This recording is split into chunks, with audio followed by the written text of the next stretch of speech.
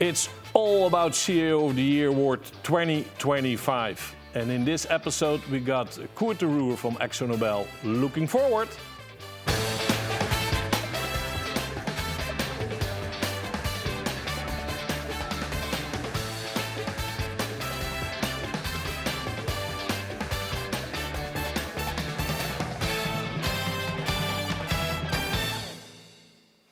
Yeah, welcome at CIO TV again, and in this case a special series where we're gonna, put a highlight and a glimpse on the 4 nominees for this year's CIO of the Year Award 2025. And in this episode we got the CEO of AkzoNobel, Mr. Kurt De Ruwe. And I will introduce to him later. But first, let me introduce also my dear guest on the bench, so to speak, some great senior tech leaders in this industry. Nick from BCG. Hi. Rob from HCL Software. I got, this is really a good one, Marcel.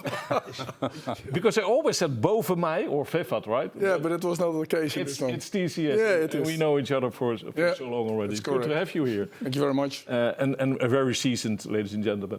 And I've got 𝗀𝗏, and 𝗀𝗏 is also one of the jury members doing the personal assessment test with the Scroller Group, so to speak. But let me first go to Mr. Kurt De Ruwe, please. Yeah, good afternoon. Hello, Kurt. How are you? I'm good. Looking forward to this discussion. It's good to have you here, Kurt. And of course, we always try to not only to profile our nominees, but also have a fair discussion about, for example, your dilemmas. But let me start in this first one with your dynamics. What are the dynamics within AkzoNobel in regards to your position, Kurt? I think if you look at our industry, the change is incredibly fast. Of course, we have the topic of sustainability that gains importance every day. But what we also see is a growing digitalization and also that our customers' expectations are changing quite significantly. Customers really want to be connected. They want to have online transactions. They want to have visibility. And of course, we also, from a technology point of view, with sustainability, we need to see basically how that works. And IT can play a very important role, especially when you look at testing, quantum computing, and those type of things. But then I think also more on the challenges side, we have cost pressure, we have supply chain disruption, in certain areas, the global macro uncertainty. So I think it's a playing field of different dynamics that I would say almost change on a weekly basis.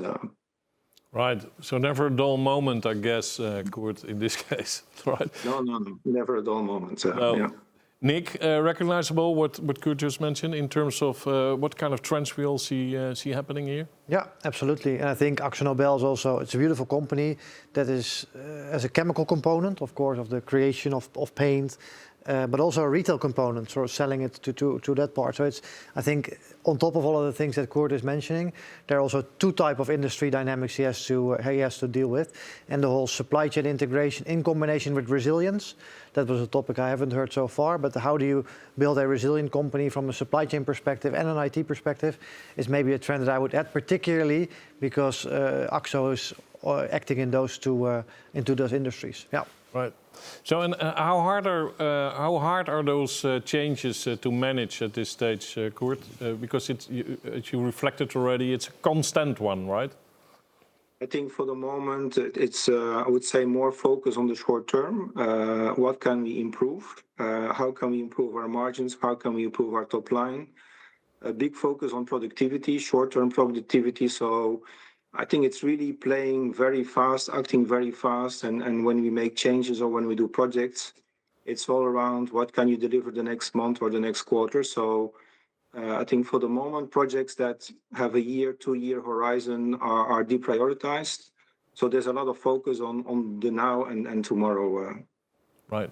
Is that something what you recognize? Marcel? Yes, I recognize from an old function, but also a new function. You see there's a lot of pressure out of the market to get on the short term all kind of outcomes.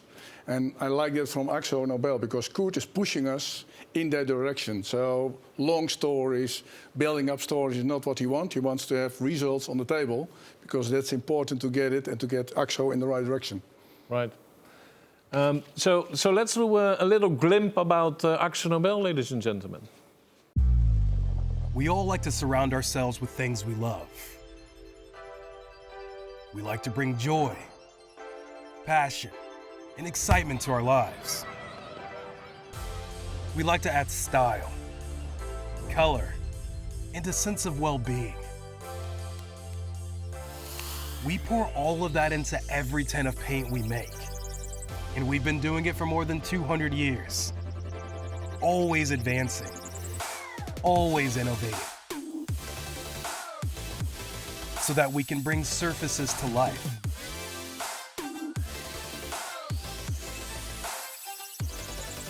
We see and touch them every day. At home, at work, when we travel. So we like to give surfaces a personality. We can even give them a superpower, helping you feel safer, better protected, and bang on trend. And as global pioneers, we never stop exploring, always searching out new and more exciting ways to make buildings greener, industries more sustainable, and life more colorful. Always making sure that we're there for you, wherever you are. Yeah, I think a movie always tells more than 1,000 words. It sounds or it seems so easy, especially if you look to all those developments, Kurt. But what does it mean from your position? There's constantly that pressure on new technology, business technology, operating models changes, business models changes, organization models changes. Yeah, I think that there's a constant push for innovation, but we also have the global reach. We're present in 150 countries. And what works in China is different than Brazil, is different than the Americas. So I think there's also a lot of localization. I think to that extent, on the one hand, it's trying to combine, I think also from a system support, global systems versus local systems. And then I think, yeah, when we develop new things, especially with regards to data, and yeah, I think as you also mentioned, raw process intelligence and AI, it's looking at how we can develop one solution that with fine tuning and a little bit of tweaking, we can also use locally. Right. So if you take that in this context, Rob, so you see a lot of discussions about getting agile at scale, and therefore also how do you get this business intelligence, this AI in production, for example, and how does it resonate with all the developments, the software development we see happening? Yeah, it's a challenge, as Kurt said. He's in 150 countries. He hasn't got a greenfield site. He's got legacy systems. Everyone's talking about AI and how they embed that intelligence into their systems to drive business outcomes. So the challenge to be global and local at the same time is, you know, across 150 locations and countries, must be a significant challenge. So unless your data is absolutely right, unless your operational model is delivering the efficiencies you need, you will never deliver the experience to the end consumer. Right. So you are very favorable on the discussion in that 3 dimensions, Kurt, talking about data, talking about process intelligence, and talking about AI.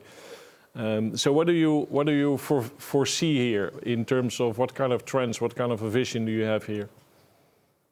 I think, first of all, AI without good data, you shouldn't do. So that's also why we have been focusing a lot on getting the quality of our data right, the master data, the transactional data. We are moving to what we call a single source of truth.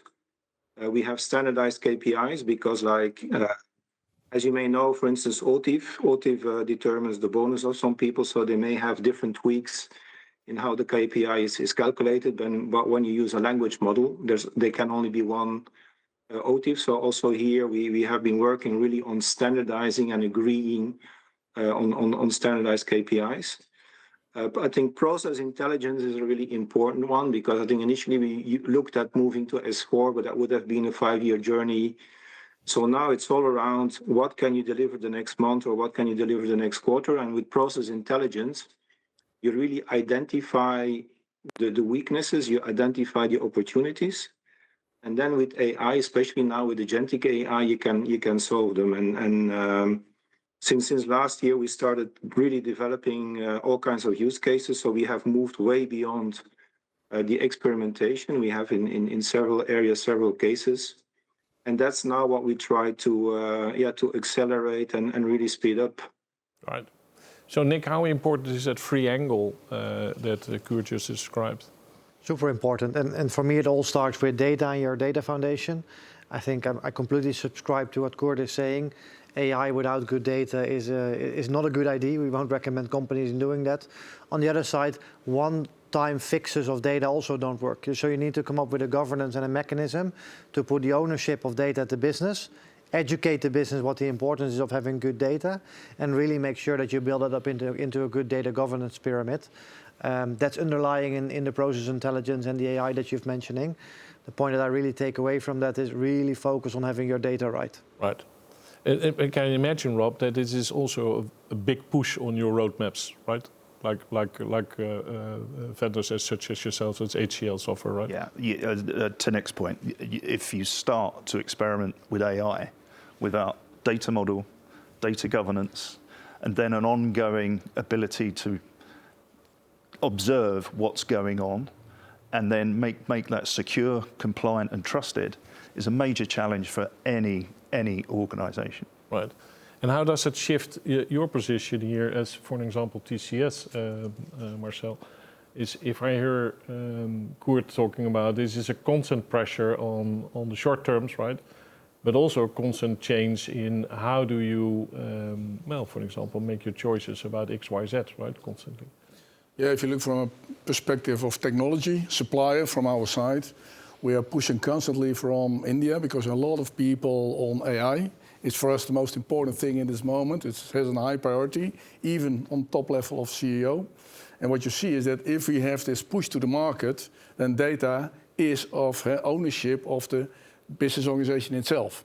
So we have to combine our technologies, what we are knowing, in combination with the data, which is in all kinds of frameworks, and that has to be combined. And to be honest, Kurt pushed us in many AI cases, they call it like that, to see can we combine our technology with the data of Akzo. And that will be the case going forward, that we have to push it over the edge.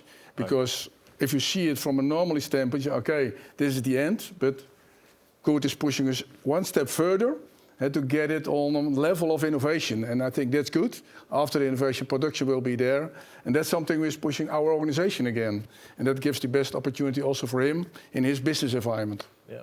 If I reflect to that, Chip, in the context of leadership, right? Profiles, people. Is this a shift what we see happening in leadership, in tech? Much more push on that business outcome, and therefore different discussions with your not only your own teams, but also with your suppliers, with your ecosystem, et cetera, et cetera. Yeah, I think because we talk a lot about the technology side of AI or the technology side of data, of the governance, but I think because of data, the value of data, and because of the impact of AI in how we work, we have to totally redesign the way we work. And of course, that has a huge impact on how we, what leadership roles can be effective in this kind of changes. And I think maybe we underestimate sometimes the impact it has on leadership. Right. So if I bring that back to you, Kurt, how do you look to that? I don't like to mention those kind of types, servant leaderships, X, Y, Z, but you seem to get the thing done, right? You've also been nominated, no, not only nominated, you have been winning the CEO Magazine Most Innovative Leader Award early this year. You're now nominated for CEO of the Year, but how are you doing that? How do you get your things done? I think first of all, it's knowing what is possible, and we have 3 teams. One of the teams is from N-1 to N+1. And so AkzoNobel is a company that has grown through acquisitions. So when we change technology rather than catching up, we want to take a leapfrog and be innovating and leading, which we have done. We have innovation agreements with a number of partners. So we really push the limits all the time. We prove concepts, and then we take it to the business to really get the buy-in of the business, because at the end of the day, if the business doesn't sign on to what you're bringing, then it doesn't really matter. So we really have been focusing on case by cases, with what we know from a process intelligence point of view, with what we know from a business challenges point of view. We look at what can we create and deliver quite quickly. And I think the speed of how fast we can now deliver things has gone from quarters to months, now almost 2 weeks. We try very fast, and if it makes sense, we scale. If it doesn't make sense, we stop. And that's something that we really gotten into, I think, quite good. And more we take that across the whole landscape that we have. Right. But I think it's important that also at the ExCo level, I think everybody understands the importance of data and also AI. I think AI is seen as the magic solution to everything. So I think you also need to put it into the right context sometimes. But whenever we come out with new ways of working, challenging things, stopping things, there's very good support to do so. Right, especially when there's a burning platform or X, I can imagine that. But it's easier said than done, right? So what does that mean in terms of adoption, for example, within your organization? Is it something that could hinder you in bringing that pace, bringing that skill? I was in London last week with MoveWorks, and I think one of the things was the governance of AI. And one of the terms I used, sometimes it's not a democracy, so sometimes you really enforce things. For instance, we since 2 years now, we have a very advanced chatbot for IT and HR support. And one of the things we decided starting September 1st is no more telephone support. Now, people don't like that, but of course, if you do that, then people are forced to use basically what it has been there already for some time, but people still try to get the telephone. And what we have seen now is just an uptake of solutions of, I think, 84% in just 1 month. Now, of course, when it's about changing business processes, it's all about showing the benefits. We have a number of cases. For instance, we developed an app for credit blocks, where after 3 weeks, we could automatically resolve 90%. So you see the speed, you see the increase in productivity, you free up people to do other things. And like that, you also build up trust that whenever you come with things you want to do, people know that the things you already have done really work. And like that, you can also have a much faster adoption to new things. But we always focus on the business value. Right. There's always a business value that we describe when we basically bring new capabilities into the organization. Right. Right, that's a clear message, Kurt. So let's go to a little bit some background on the CEO of the Year award. So we got a couple of slides for that to take you along as an audience, because it's always said that it seems like a black box, but well, let's try to convince you that's no longer a black box. So we got a pretty good jury with industry leaders, with professionals, headed up by the chairman of also the chairman of the CEO Platform Netherlands, and we got some academics involved, like Professor 𝗬𝗍𝗍. We got BCG involved with doing some assessments. We got the previous winner, the CEO of the Year award, involved, and we got 𝗀𝗏 also involved in regards to personal assessments. So there's a whole process of pre-nominations and spotting, and we're always looking for multi-years to a candidate, because we really want to see what's happening in a couple of years' time. And then it goes back to a process of all those assessments, but also all those validation one-on-one meetings to explain. Having said that, of most importance is a starting point where we constantly see about the digital maturity as a starting point, but also about, let's say, the adoption of AI in terms of maturity. So just to reflect on it, why is it so important to understand that? Yeah. We have seen over the last 2 years that companies that adopt AI early on, so are really early innovators in the market, are the ones that are also now already gaining the real benefits and profit from it. So we see that, for example, in the amount of shareholder value that's generated, the EBITDA that goes up, the amount of patents that are being filed for. So really being an early adopter with AI has proven to also be a driver for value and for success. So that's why we've also rebranded our Digital Acceleration Index towards the Build for Future survey that really focus a lot more on how organizations are adopting AI nowadays. Right. Nick, can I ask a question? Yes. Is that for all companies, or is there also AI, how you say, a failure? Yeah. No, it is for all industries, though in some industries it's easier to apply than from other industries, especially organizations that are heavily regulated are facing a little bit of a deficit in order to be an early adopter. Yeah. And their first regulation wants to show, for example, at the government, is it proven? It's only since of a couple of years that the government is allowing cloud, as an example. Well, for the nerdies on their own, cloud is already maybe 10 years past technology. Yeah. So it really depends per industry on the scale of adoption. That's why we always benchmark the CIO of the Year candidates to their own industry. So it's still a fair competition. But you're making a good point. It really depends per where you're allowed to play in. Yeah.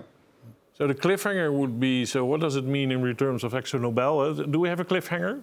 Yeah, we have a lot of cliffhangers, but we're allowed not to share anything yet in this particular meeting because we want to have a fair playing field during the jury meeting when we will give the 180-second pitch, your favorite 180-second pitch, and that is really the determining of the winner.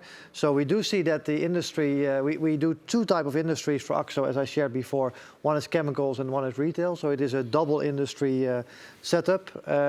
Those industries are improving; they are maturing. And I can't give anything away yet where Akzo is performing on this industry, but more on that later during the jury. Yeah, well, no cliffhanger, Kurt, but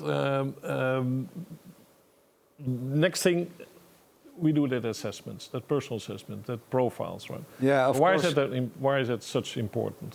Of course, we had to adjust the personal assessment a bit because everything Kurt explained, I think we've got less and less examples of good leadership because there is a certain uncertain future, and that's why we brought in some elements of the Big Five assessment, leadership archetype, so that we can not only say something about the position of the CIO, but also say something of the in the context of personal insights and role insights. How is a CIO with his leadership quality performing in the context of his organization? Right. And that's Boston Consulting comes in. We had to align the personal assessment and the mature index more so that we can have a more valued outcome of how the performance is valued. Right. Yeah.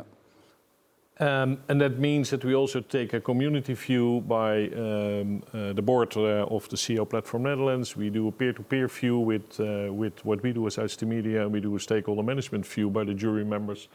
So it's a lot of dimensions we try to look at, and that ends up in a kind of some ratios and how do we weight that, but also the 180 pitch. Rob, I want to adjust one thing because I think also important is it's not only the contest of the CIO award. I think what we are now making up in the assessment is also very valuable for every nominee to get insight how he or she performing in the context of this very Yep, got it. So let's go back to Kurt. Kurt. Yes. So you have been in the process already. Time consuming, I guess. I must say yes. I think also the time you ask from stakeholders, the CEO, the CFO, our CEO has to make a video. I think you have meetings with myself. I have to prepare things. So yeah, no, I think it's a very thorough process, but what I think it was Art that said it. It was really enriching for me, for the team, for the company. So I think to the point, of course, everybody would like to win. But yeah, we will just see what comes back, and I think regardless of the outcome, it will be good feedback. Yeah, it always provides feedback, but regardless the outcome, I guess you want to win this, right? I always want to win, but the thing is that if the jury thinks there's a person better placed, then I would say that must be he or she must be very good, and then I'll definitely work with that person to find out, what they have done better compared to we have done. I think everybody's on a journey. I think you need to look at the starting point. You need to look at where you are now. You need to look at the opportunities. But with regards to winning, I always like to win. That's for sure. Right. So thank you for now, Kurt. I will let you go because you need to go to your supervisory board. So we see each other in a couple of days to have the next step in the process. Thank you, Kurt. Ciao, ciao. Thank you. Bye-bye. Bye. Bye-bye. So just to wrap it up, if you look to that whole transformation we see in regard to the digital transformation, you see that also within this geopolitics. So what would be your 30 seconds of golden nuggets to the viewer, so to speak? It's not a very easy question, but if you look to this business objectives that they have to be reached for every company, then the important thing is get results on the plate. That's very important. I describe what Kurt is saying, because if you have long stories in this moment, the business needs solutions on the short term. Right. And I think that's very important. And the second point I want to make, I have 3 points, is leadership. I think the alignment between business and IT, I think it's a fluent combination, so we have to do it in the right way. But most of the time, the pushing is done by a CIO, CTO, CDO. I think that's an important thing to do that. And the last point we talk about is change. See what's going on in the organization if you talk about change, because people themselves are the crucial factor to get it in the plate where it has to be. So people is also a very important thing in this discussion. Great point. Thank you. Thank you, Marcel. Your 30 seconds. Okay, so HCL have been a partner of AkzoNobel for many years, providing both software and services. I think it's important on both sides of the table that you listen, you acknowledge the challenge, and get busy together in co-creation of finding solutions, particularly around agentic AI. Because agentic AI is not just about agentic AI. There's humans in the loop. There's legacy systems to be worked upon with, and in order to create a cohesive, collaborative kind of approach to delivering value outcomes, value centricity, that is key. Right. Thanks, Rob. I want to thank my guest at the bench, so to speak, in this highlight on Kurt De Ruwe as one of the 4 nominees. So thanks, 𝗀𝗲, thanks, Marcel, thanks, Nick, of course, and thank Rob for your contribution. Do I have to mention anything else? Yes, it's all about CIO Day, of course. And when? November 2025. No, November 25. In the year 2025, I guess. The 21st edition already. Do I have to say anything else? No, later.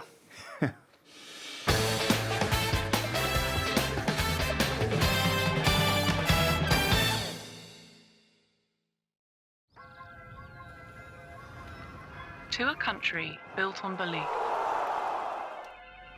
Over 30 years ago, you opened your doors to us.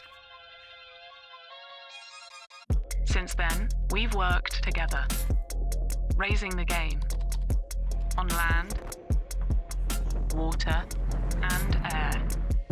We've partnered with your very best as they invent, serve, and accelerate. Protecting, connecting, keeping things running day and night, no matter what. And along the way, we found power in people, hope in each new challenge, and tomorrow's leaders today. So, to a small country with endless big ideas, wherever you set your sights next, we'll be here, ready to help you make it happen. TCS.